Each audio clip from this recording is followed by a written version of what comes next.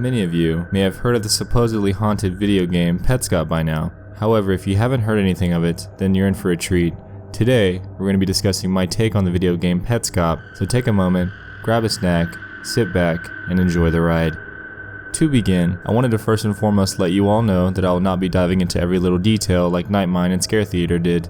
Their presentations are phenomenal, and if you have 30 or so minutes of time, I highly recommend you go check out their analyses of the project.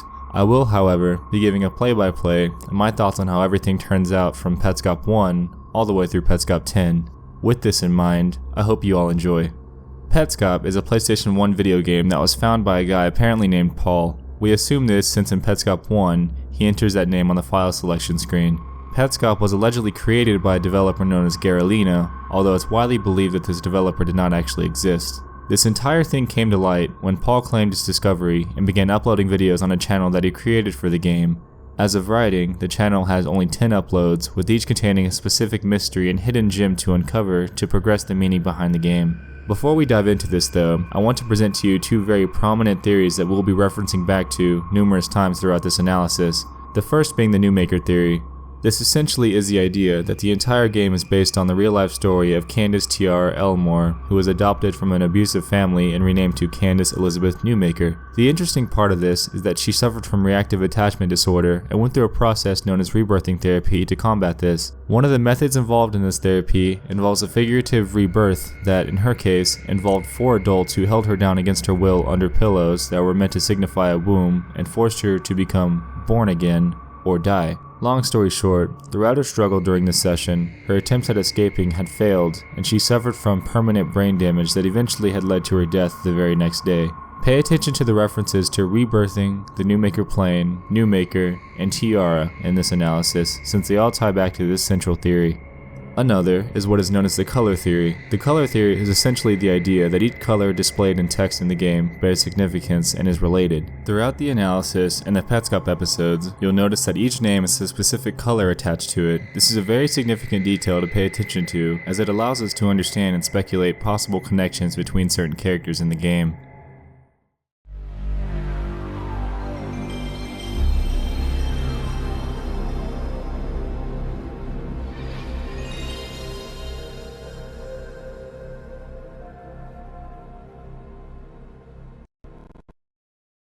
Alright, so this is just to prove to you that I'm not lying about this game that I found.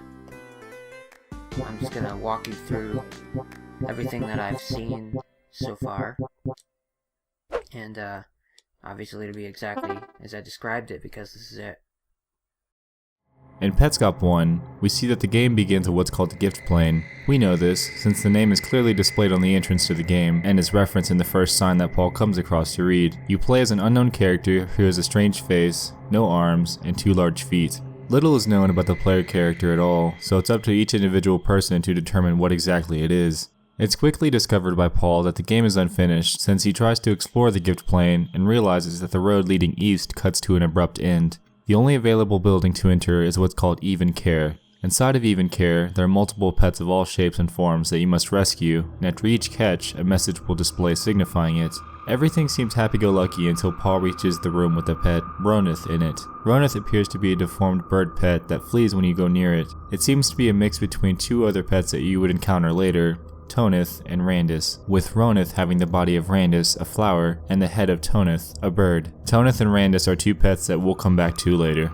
Anyway, once Paul reaches Ronith, he realizes that there is nothing he can do at the moment and proceeds to leave the room and proceed to rescue the other pets. Once done, he heads back into the room with Ronith and tells us about the note that he received with the game when he found it. It reads, I walked downstairs, and when I got to the bottom, instead of proceeding, I turned the right and became a shadow monster man. Below that, a date, June 13th, 1997. For you, please go to my website on the sticker, and also go to Ronith's room, and press start, and press down, down, down, down, down, right, start. This then prompted Paul to do so, and once done, the game begins to take a strange turn. I'm just gonna do this now. So what is it down, down, down, down, down, right, start. Alright? So you can see that it accepted it and the music stopped. I'm just gonna go out this way here. The music cuts off and Ronith stands motionless. Paul then proceeds to exit the room and even care, and once he does so, the game appears to throw him in what initially looks like a test room that was unfinished. There are minimal textures and it appears completely empty besides the building that you initially come from. After walking around for a while, he determined that he couldn't find anything until randomly, he updates us and claims that he discovered a cellar-like door that he couldn't figure out how to open. So I was talking about how I couldn't find anything out here. Well, I just found this. And, last time I came out here, I was walking around in this space here for over an hour. And this time I find this in less than 15 minutes, so... This concludes Petscop 1, leaving us wondering what exactly it is behind that door.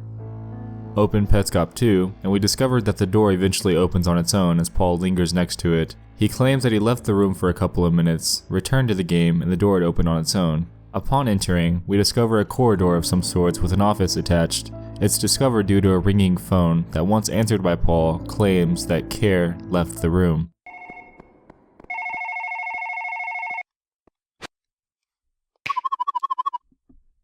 Following this, we see Paul read a note on the wall that shows 3 versions of a girl with the captions A, B, and NLM. The A version of the girl appears to be content and normal, the B version appears to be a bit rattled, and the NLM version appears to be rattled and crying. This begins one of our first major mysteries in the Petscop secret game.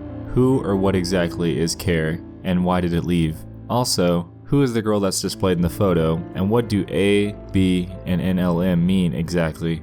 Well, to preemptively answer the last question, Care is indeed the girl in the pictures, and we'll learn more about her later. Continuing on in Petscop 2, we press on as Paul continues to poke around and explore. We come across different pictures, one being of a greenhouse, one being of a building, and one being of a windmill. The interesting part about the building picture is that a demeaning sound is displayed when he examines it.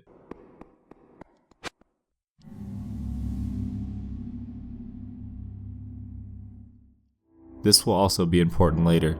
After finally making it out of the original corridors, we stumble upon what appears to be a backyard of some sorts with a tombstone that has a face on it. Once examined, the tombstone reads, Michael Hammond, 1988 to 1995.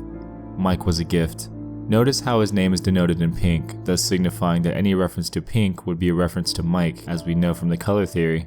After examining the tombstone, Paul then enters the structure right next to it and is greeted with an oversized flower. He is able to pluck the petals and does so with every other petal seemingly causing harm to it as denoted by the redness that appears on screen.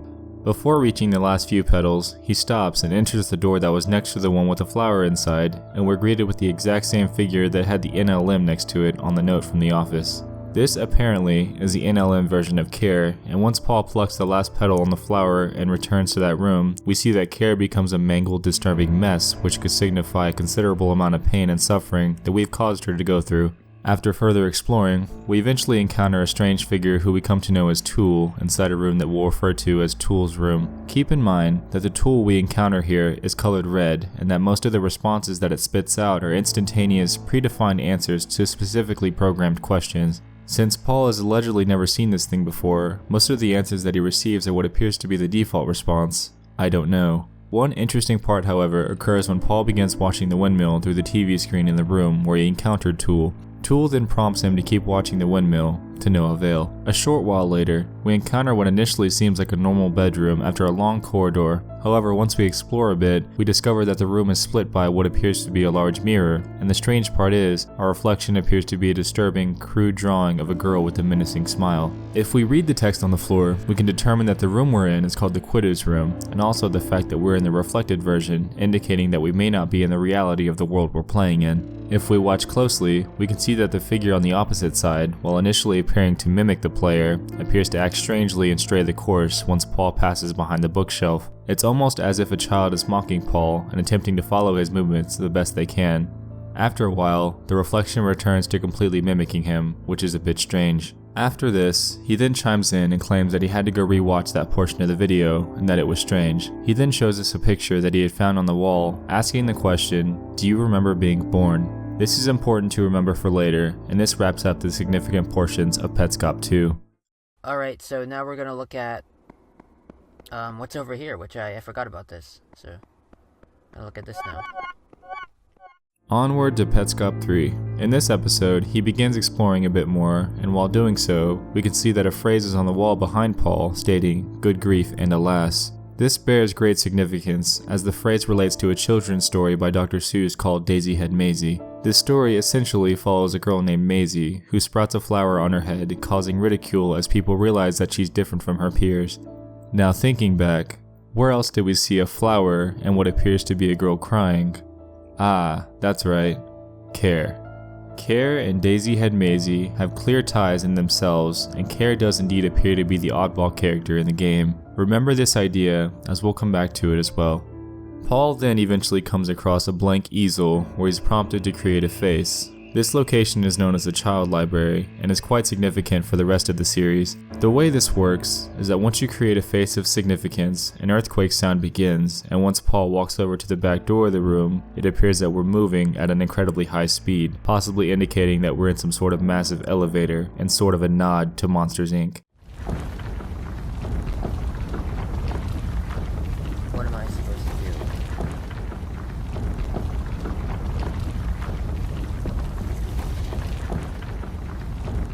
It appears that the rooms are, as a whole, all generic with a singular setup. The colors, toys, and floor graphics vary for each room, but they all seem to initially be insignificant. The notable rooms to pay attention to are those of Mike and Care. Once Paul inputs the face that was seen on Mike's gravestone, a message appears stating that Mike is not in his room, that he's dead, and that you may visit his room. Once inside, we can see that on the table appears to be a small version of Tool, a pair of tweezers, and a graphic of glasses and an eerie face on the floor. Following this, Paul re-enters the child library and draws a face that was above the door where we found Care crying, and once done so, we are prompted that Care is missing and that we may enter her room. Once inside, we can see another tool, some colors, and the floor graphics being a paint roller and flowers.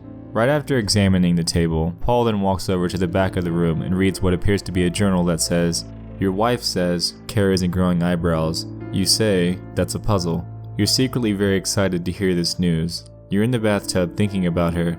I have a guess at which child you'll pick next. When you find her room, the passage to my right will lead to her. She'll appear from the darkness limping, and I'll shoot her in the head." Tiara says young people can be psychologically damaged beyond rebirthing. A young person walks into your school building. They walk in with you. You're holding their hands. They come out crying into their hands because nobody will love them, not ever again. Nobody loves me. They wander the Newmaker plane.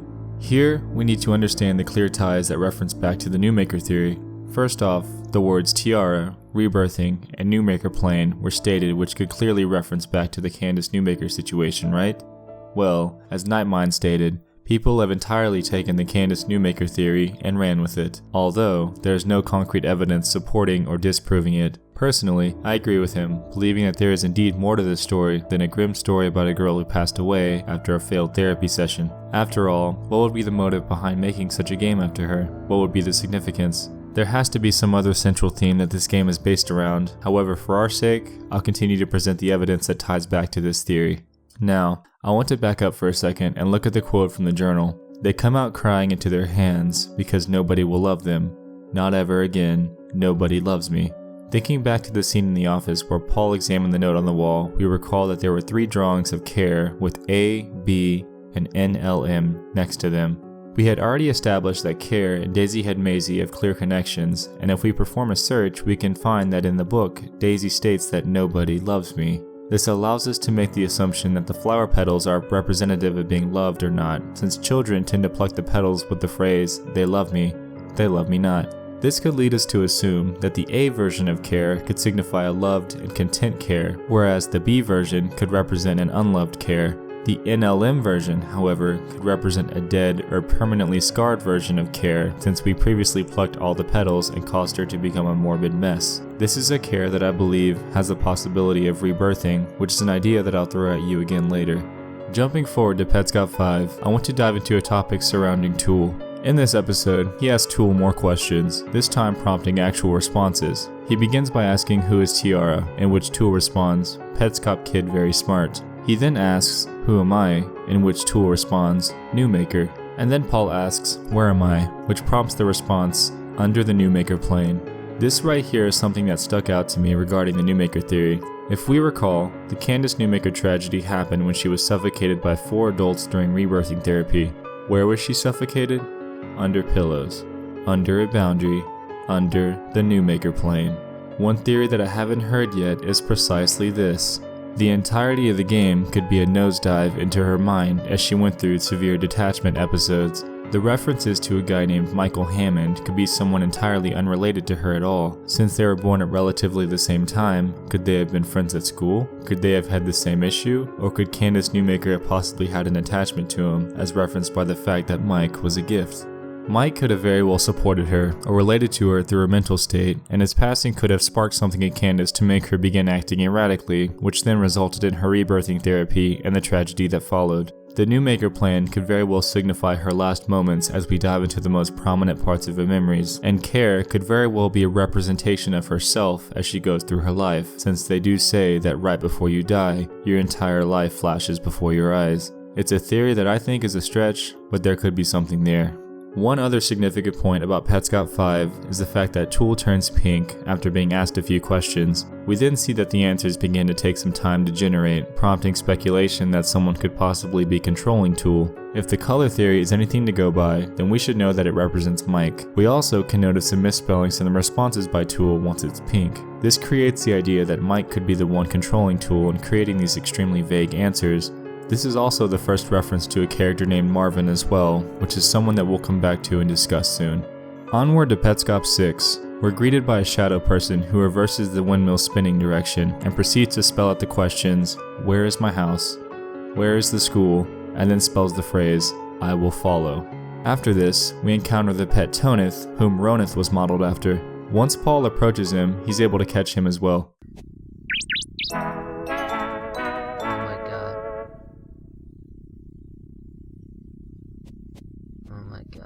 After reading the description of Tonith in the pause menu, it initially seems like a simple conversation discussing the character. However, it then dives into a grim story about a dog being hit by a car and being put down to end its misery. This concludes the significant points of Petscop 6.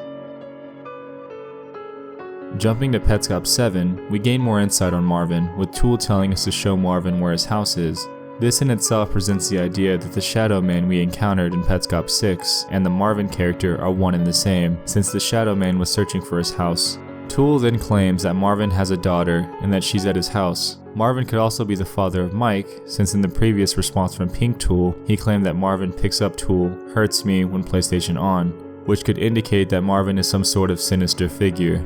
Also in Petscop 7, Paul then returns to the child library and enters the face of Care with no eyebrows and is led to a room with a blue car and Rubik's Cube on the table, with the road and stars on the carpet. After returning once again to the child library and entering Care's face with Mike's eyebrows, we are presented with what initially seems like a generic children's room, until we realize that Paul censored something with the black box. This is the first major break in conventions, as he also gives us a list of things that he'll be censoring in the future. This also closes Petscop 7. Jumping to Petscop 8, we, for the first time, encounter the Shadow Man with what appears to be a green face. We follow him and return to the corridor from Petscop 2 with the pictures, and he appears to be looking at the pictures and acting erratically. Paul refers to him as Marvin, and as we speculated before, they are one and the same. However, if we reference back to the color theory, we may remember that green is the color that references Randus, which is the flower character from Even Care. Paul then follows Marvin until he takes off and disappears, prompting him to search around everywhere in hopes of finding him, to no avail. Onward to Petscop 9, it opens with a demo simulation displaying Petscop as an innocent game before we dive back into the Newmaker plane. In this episode, Paul discovers how to become the Shadow Man and then proceeds to explore around a bit. Once he reaches the windmill area, he discovers that, to his surprise, it's visible and he enters it. Once in, we are greeted with another face display and our first encounter with a model of White Tool. Once picked up, he's given 50 shards and then proceeds to exit the area.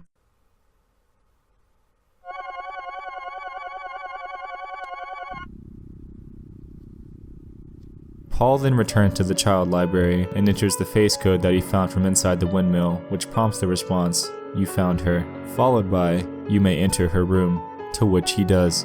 In this room, we immediately see what appears to be a clone of the player character in the darkness in the background. After examining the table, we see a windmill figurine and yet another model of Red Tool.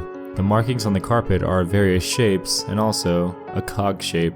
We're gonna go ahead and call this room the Windmill Girl's room. On the back wall, there appears to be another journal to which Paul then reads. It says, "You must have guessed, but I was looking through your things. I found that picture of you from 1977 standing in front of that old windmill with you and your friend. You went there, and it was a bad idea. Your friend and the windmill both disappeared into thin air." Her sister was holding the camera. She took another picture minutes later. Just you, no windmill, and no friend. You married her sister, and years later, your friend was reborn as your daughter. Your wife won't admit this is true, but I know it because I found the evidence. Your friend never returned with you, and the windmill was gone. I went to see it myself.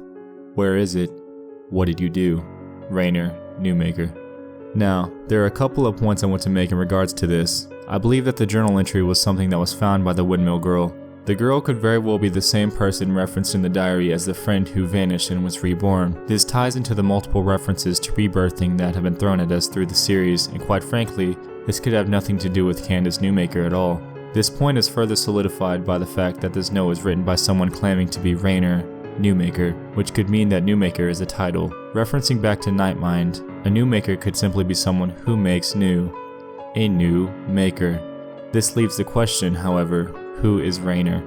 After this, Paul then exits through the back door where we initially saw our clone when we entered the room. This seems to lead to a room that appears to be set up for a birthday with a cake in the center of the room, surrounded by two presents. In the first gift, the player receives a large green key. However, in the second gift, some sort of large rotating red object comes out, prompting Paul to say this.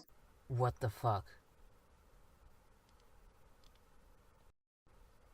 Okay, so there's a bit of weirdness.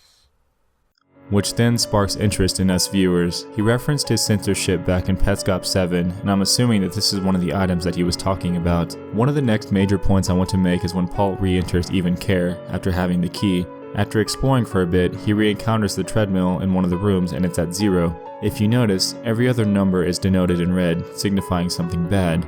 Does this ring any sort of bell? If you think back to Petscop 2, when Paul is plucking away at the flower above Care, you'll notice that it's a similar concept. Every other petal signifies something negative, so what if they're connected? Paul then plays around for a bit on it and eventually sets the number to -1, which is initially odd. However, he then presses on after a brief game freeze. The video then cuts to him outside of Care's house, to which he then enters it and is able to catch the NLM version of Care. This was most likely done due to the connection between the treadmill numbers and the flower petals above Care. Setting the number to -1 may have forced Care to have another figurative petal to pluck, thus leaving her on the "they love me" status rather than the "they love me not," which caused her clear disdain. Reading the description presents evidence that Care NLM, whom we just caught, was locked up in the school's basement and had escaped, wandering the Newmaker plane for days. Also, we're presented with the simple phrase, "You are the Newmaker," which further breaks us away from the idea that the game has any connection at all to Candace Newmaker. At this point, it's pretty safe to confidently say that Newmaker is indeed a title, and that I am the Newmaker. Also, it states that I can turn Care NLM into Care A and close the loop. At this point in time, I'm not entirely sure what that means, and so we'll press on. Paul then returns to the child library and drops Care NLM into the child drop, to which it states that we can change our mind after 6 months and take Care NLM back if we wanted. Entering the room after this allows us to catch yet another Care NLM for some reason or another, and thus this concludes Petscop 9. Last but not least, Petscop 10. Paul finds a way to flip the game in the Newmaker plane and become the character on the true side of the mirror from the Quitter's room. This is met with his surprise as he pokes around the place and then leaves.